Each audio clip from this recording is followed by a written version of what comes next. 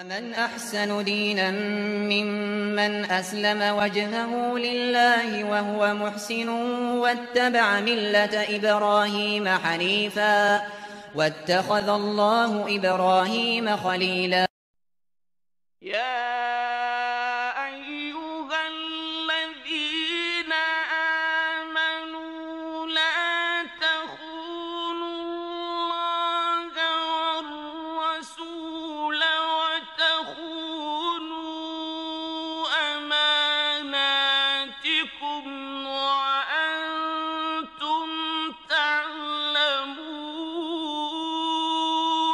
يا أيها الذين آمنوا لا تخونوا الله والرسول وتخونوا أماناتكم وأنتم تعلمون. Ô vous qui croyez, ne trahissez pas Allah et le messager et ne trahissez pas sciemment vos amanats. Le terme amana en français, en arabe, excusez-moi, le terme amana en arabe est polysémique. Il n'a pas un seul sens comme on va le voir. Alors, je vais l'utiliser en arabe, al-amana, plutôt que de dire la confiance, ce qui est le plus généralement utilisé. L'imam al-Tabari et l'imam Ibn Kathir, dans leur exégèse, ont dit que le contexte de révélation de ce verset fut lorsque le prophète alayhi salatu wassalam a assiégé l'une des tribus juives. Et cette tribu juive, qui était Banu Quraïda, ont refusé de se rendre.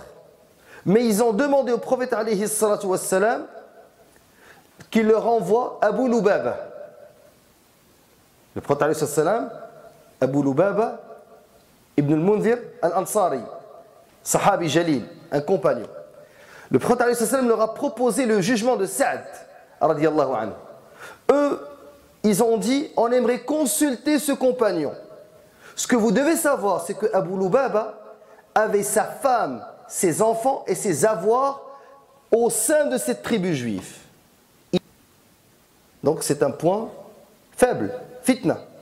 C'est pour cela que le verset qui va venir juste après, يا أيها الذين آمنوا لا تخونوا الله والرسول وتخونوا أماناتكم وأنتم تعلمون واعلموا أنما أموالكم وأولادكم فتنة وأن الله عنده أجر عظيم.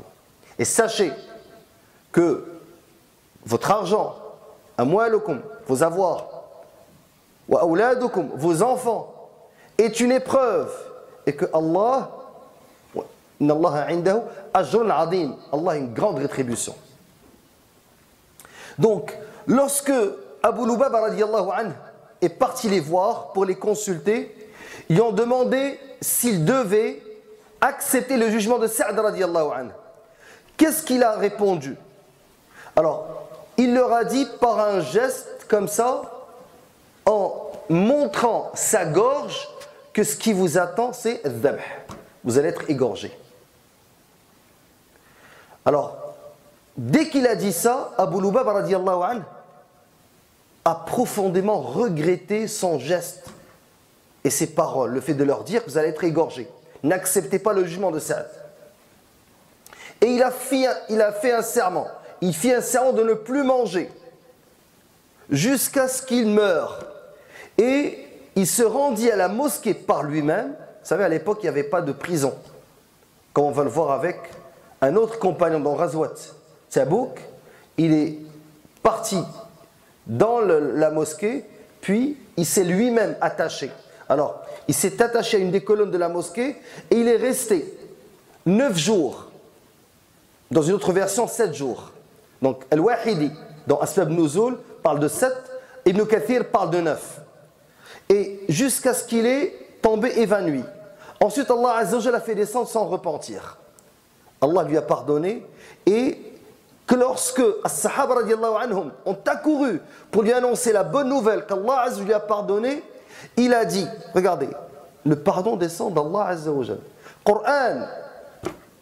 Donc, Wahi min as-sama, le prophète alayhi salam reçoit la révélation, Allah lui a pardonné, les compagnons accourent, lui annoncent la bonne nouvelle, et lui qu'est-ce qu'il dit? il a dit qu'il avait fait un serment de ne pas partir jusqu'à ce qu'Allah Azza wa Jal lui pardonne. Maintenant qu'Allah lui a pardonné, il a dit, j'ai fait un vœu de donner une partie de mes biens en aumône. Je ne vais plus retourner chez les miens. Donc il va délaisser son peuple et il va donner tout son argent. Parce que c'est cet argent-là qui était sa fitna, son épreuve. Et chacun de nous a une épreuve, une fitna, un point faible. Certains, c'est leurs enfants. Ils laissent leurs enfants grandir devant leurs yeux, laissent son fils sortir, faire le haram, parce qu'il aime tellement qu'il ne veut pas trop lui serrer la vis. L'autre, il laisse sa fille porter les vêtements qu'elle veut. L'autre, il est faible. Il n'arrive pas à exiger de sa femme qu'elle respecte un code vestimentaire. Une autre, elle aime tellement son mari et elle sait qu'il ne prie pas, mais elle ferme les yeux et reste avec lui alors qu'il ne prie pas. Donc, chacun est éprouvé et testé dans cette vie. Donc, le prophète alayhi salam lui a dit, il te suffit de consacrer le tiers. Ne donne pas tout ton argent. Garde ton argent et donne comme aumône le tiers. Maintenant, est-ce que le contexte de la révélation, sabab nuzul, la cause de la révélation, c'est Sayyidina Hatib ibn Balta'a ou le Sahab al-Jalil, le compagnon Abu Lubaba ibn Mundhir al-Ansari.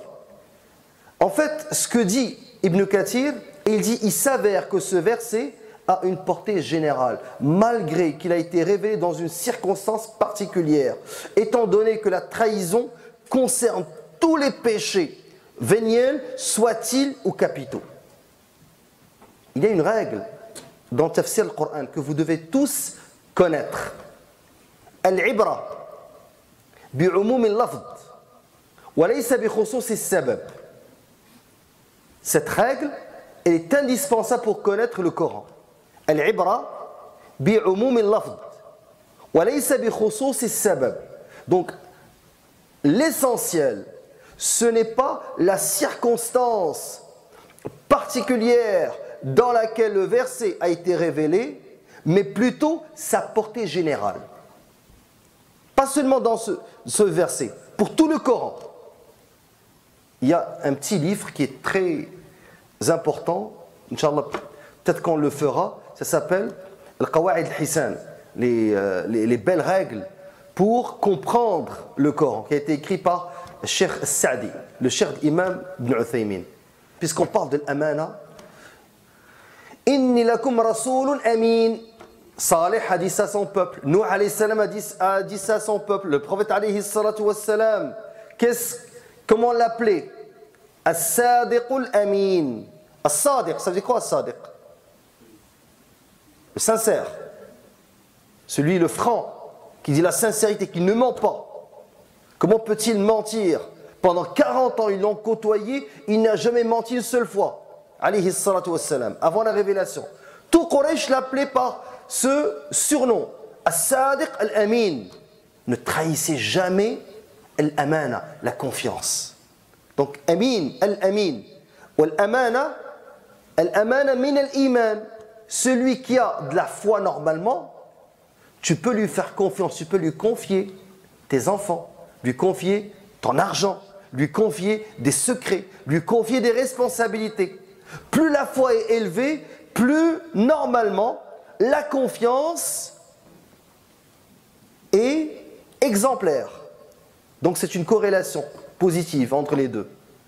C'est pour cela que dans le hadith qu'on va voir, qui a été rapporté par Nu'man ibn Bashir, il parle de Hudayfa radiyallahu anhu, quand il a parlé au prophète alayhi salam, qu'il a entendu du prophète alayhi salam deux hadiths. Il a vu la réalisation d'un et il attend l'autre. Quels sont ces deux hadiths? Ces deux hadiths, subhanallah, sont d'une importance cruciale pour comprendre ce qu'on vit aujourd'hui. On a fait un atelier préparatoire et on s'entendait tous que la confiance est la chose qui est perdue. Au bled, si tu veux faire affaire avec un technicien, avec n'importe quelle profession métier, un plombier, un maçon, un mécanicien, tu emmènes ta voiture chez un mécanicien, soit il va t'enlever un fil pour te dire quelque chose qui ne marche pas, soit il va te changer une pièce qui fonctionnait, il va te mettre une qui est réusinée, soit il va te dire qu'il faut changer tel... Par exemple, tu dois changer seulement une pièce, il va t'ajouter une autre, il va l'inventer. Donc tu ne peux plus lui faire confiance. Tu fais venir n'importe quel maçon, plombier, il rentre, il va te mettre des matériaux, de la camelote, des choses que tu vas jeter après 6 mois, après 1 an. Et il en est conscient, mais il le fait exprès, parce que tu vas le rappeler une autre fois. Quand on va chez un dentiste, on fait très attention parce que on se dit quand il va faire le plombage, l'obturation, il va peut-être avec la meule empiéter sur la dent. Après, il va la remplir. Et tu vas être content parce que ça va être bien rempli. Mais c'est comme si il exagérait. Quand il rogne la carie, il enlève aussi des morceaux de dents. Parce qu'avec le temps, chaque fois tu vas le voir, il enlève.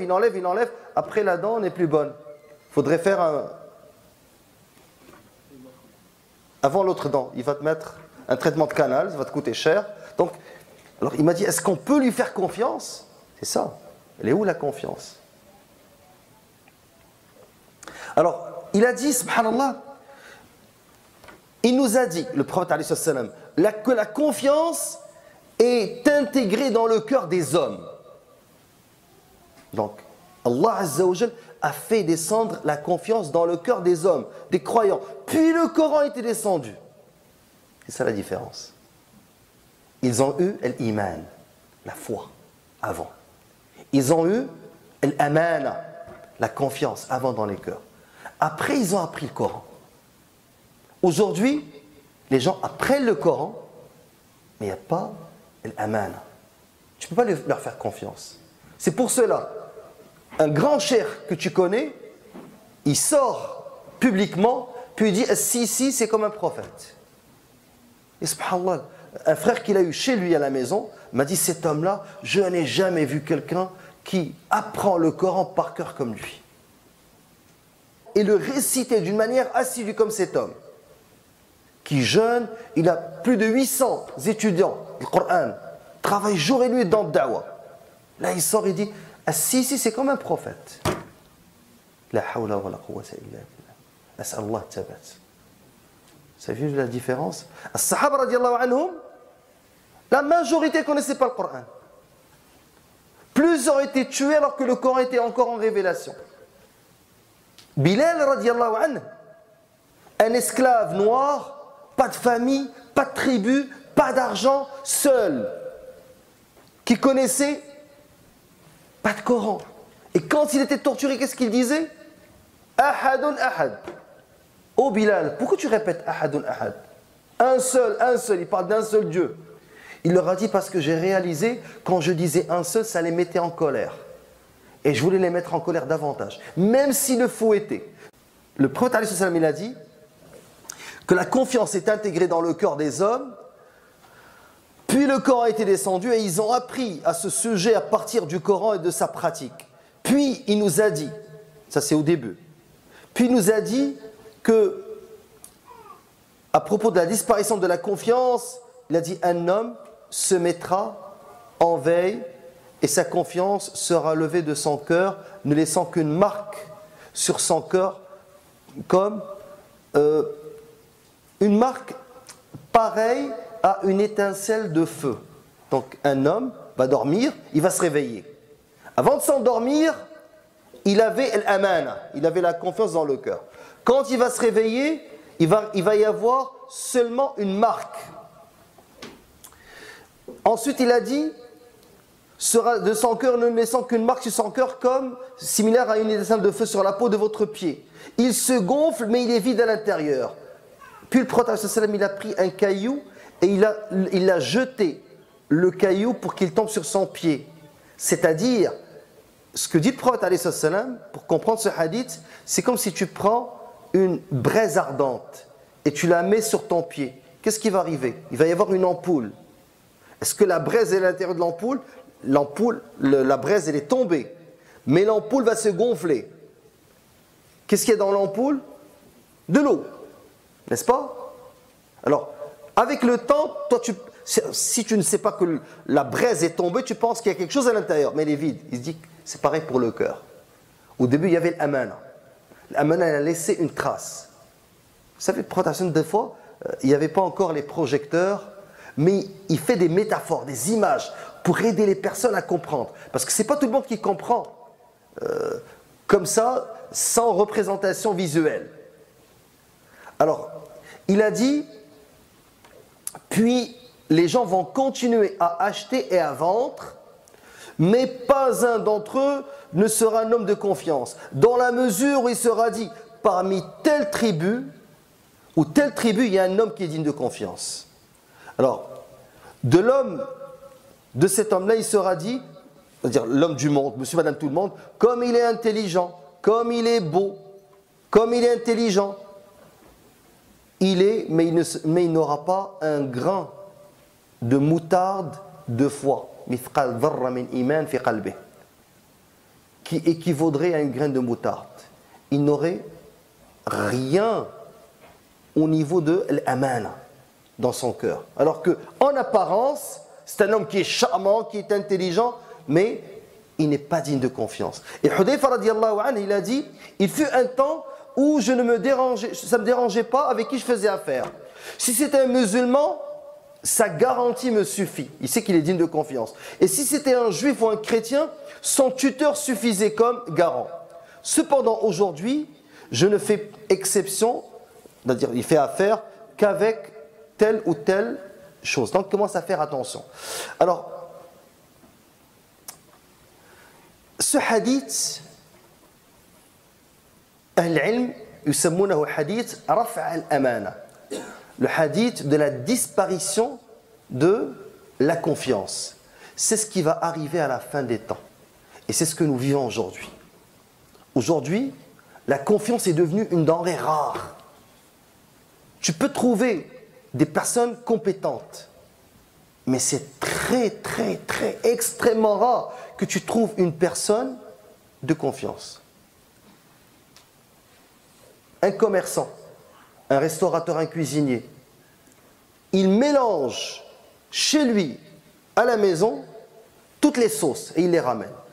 Il ne peut pas les montrer. S'il les montre, le premier employé va voir la sauce, il va sortir, près de lui, il va ouvrir un autre restaurant. Tu as un contrat de livraison de déménagement.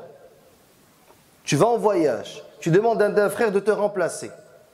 C'est arrivé dans cette mosquée, quelqu'un qui est venu me rapporter un cas pareil.